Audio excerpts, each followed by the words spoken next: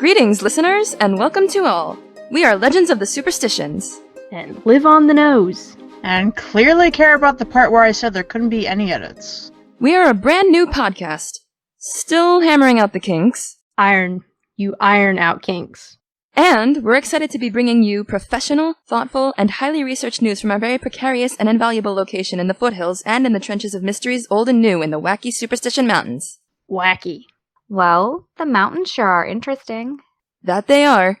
So, I am your host, Abby, and I am joined by our regular crew, Morgan. Morgan.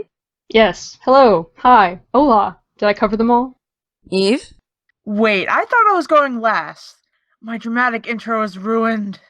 And Emily. Hey guys! At least somebody can do it, right?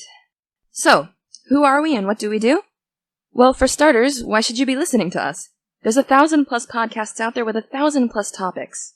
Poetic. I won't sugarcoat that part, but it also means we're coming to you with something we're sure no one else has. And, unfortunately, it begins in far less positive circumstances. As many of you out there may have seen on the news, if you still sat down to watch it, or more likely on your Facebook feeds, a young woman from the Apache Junction area was recently reported missing in the wilderness of Superstition State Park. This young woman, Rose Chavez, was not only a straight-A student, class vice president of our senior class, and looking at a scholarship for pre-med to UCLA. Wait, how do you know that? She told me. When? Before the disappearance. But a renowned and experienced hiker. In fact, freshman year she founded the Apache Raiders Hiking Club at the school and worked as a consultant and counselor at Canyon Lake Summer Camp for their annual 2-mile hike into the mountains. We get it. In short, she was possibly the most equipped person you'll ever meet, and the most ready to take on the world after high school. So this begs the question, what happened and why isn't anyone talking about it? Just to clear things up, they were talking about it. A lot. For weeks. But we all agreed the sudden lack in interest in the case unsettled us. Exactly. So we combined our forces and decided that, as millennials, it is our job to do exactly one thing when the corporate-controlled media won't act as the intrepid reporters they claim to be. Podcast about it. So I'm Abby, your host and the brainchild behind this operation. But I could not do it without the help of Eve, our technical director. I push buttons when she tells me to. Emily, who is our lead researcher, thanks to her precarious position close to a local source on the Superstition Mountains. But for reasons of privacy, we cannot name her source. It's her mom. Eve! Shush! Edit that. Can't. It archives automatically. No one say penis. But can I say labia? Yes. You can always say that. Oh my god, shut up! Finally, you have the ever-blunt Morgan. Who has no job because she's useless. I'm actually the very offended local cultural expert. Do you have a nameplate on your desk? As you can see, we've got a lively candor going, but it's all in service to bring you the most up-to-date news on this story, which, I will remind you, is still developing, even if everyone's more interested in the state fair than the possibility of something strange going on in the mountains. Or, the possibility that the brightest senior to walk through the doors of Apache West High has dropped off the face of the earth. Exactly. It's insane the way people have suddenly stopped talking about it, stopped with the volunteer searches, and the money going into the charity fund for her family is down by 43% since the first week. How do you know that? Public knowledge. Is it? Emily, who is our tireless head of research, as I said, has got the details on everything that happened the past couple weeks as a brief refresher for those of you who already know, and a lowdown for you brand new to the case. So, in the podcast, first breaking Emily update. Ugh. Eve, Morgan, shush. As your best friend since... Oh, right. That's why you're here. The update. Emily, take it away. So Rose, as we mentioned, is a highly experienced hiker of the area. She logged something like 12 trips into the desert in the last 2 years. These aren't just 20-minute walks with the dogs. I'm talking tent, water pack, granola, the works. She started the hiking club at school and was a counselor for 2 years, specializing in planning the yearly hikes. This girl was on it. How on it was she? Huh? The answer is AF. Yeah. She was good. Really good.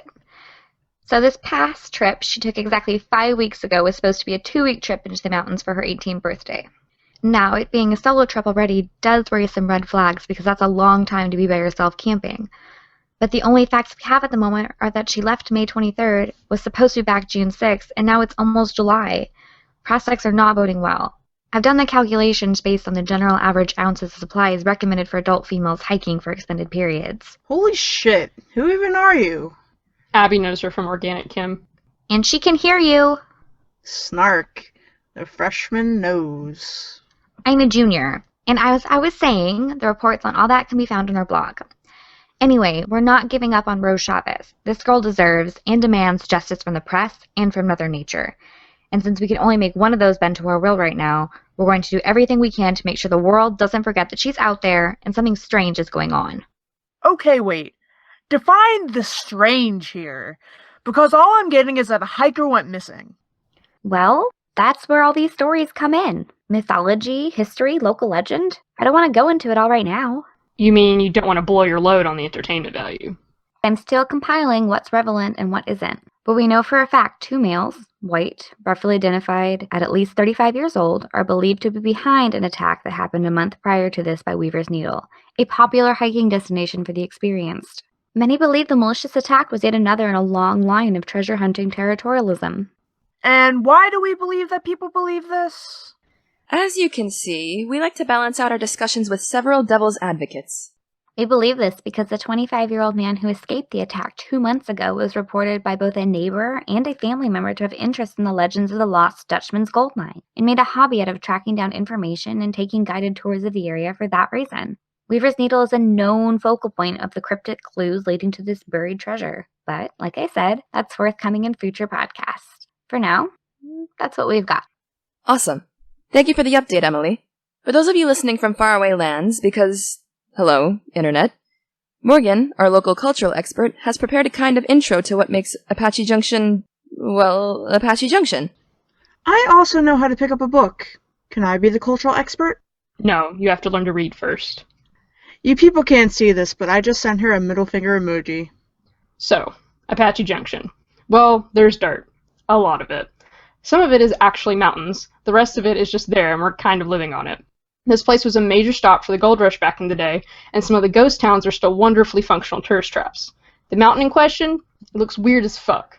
And it's even weirder that they call it the Superstition Mountains. Yes, that's so far on the nose when the sinus's name is real. Google it. Are you Googling? You should be. Riveting stuff. What exactly is Eve's job again besides clicking save? Well, I run the lovely Rainbow Red Light Club.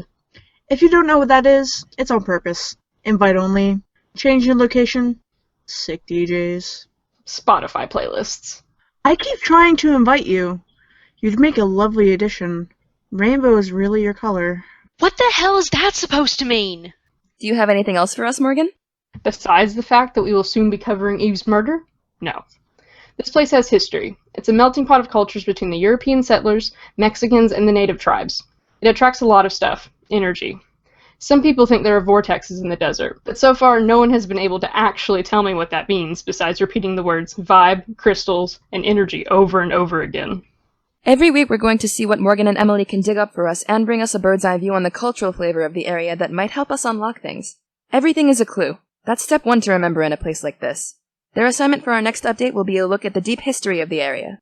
What the dinosaurs have to say about it. The Apache tribe native to the wilderness of the mountain are also the root of many of the stories we know about it. It's important to know where this land comes from. What is the context someone has walking out into that desert? It means something. Because this is, at the end of the day, about a girl gone missing, and the possibility that people with obsessions and bad intentions stopped her in her tracks because she knew something. The West was built by the barrel of a gun, and no place more so than gold mines. That history still exists today. It exists right now. You can find obituaries after obituaries of people who have died hunting buried treasure. It's not Blackbeard or something, it's dangerous. And the brightest girl I know may have paid a very terrible price for it, and no one seems to care anymore. But we know better. We've lived in the shadow of this mountain, and sometimes it can be very, very dark. So we'll be here as often as we can to keep giving Rose Chavez and others like her a voice. History is alive here, and if you don't play by those rules, then you're going to have to rewrite them. Which is what we're doing. Because this is the technological age, and we're going to use it to our advantage to get this girl home. One way or another. Jesus H. Christ. Tell us how you really feel. It's not all puppies and rainbows. I got stung by a scorpion when I was 5. I know everything out here wants to kill me, thanks. I'm a lot more afraid of the people than the scorpions. So, to close out for this update, I'm Abby, here with Emily. Our anthology expert is Morgan. Eve is our technical director. And we're your Legends of the Superstitions crew. The fucking Cowboys and Indians Scooby Gang. We'll be here every week, so tune in for more on this then. And check out our blogs in the meantime. Yeah. Do that too. Sure. See you next time, everyone.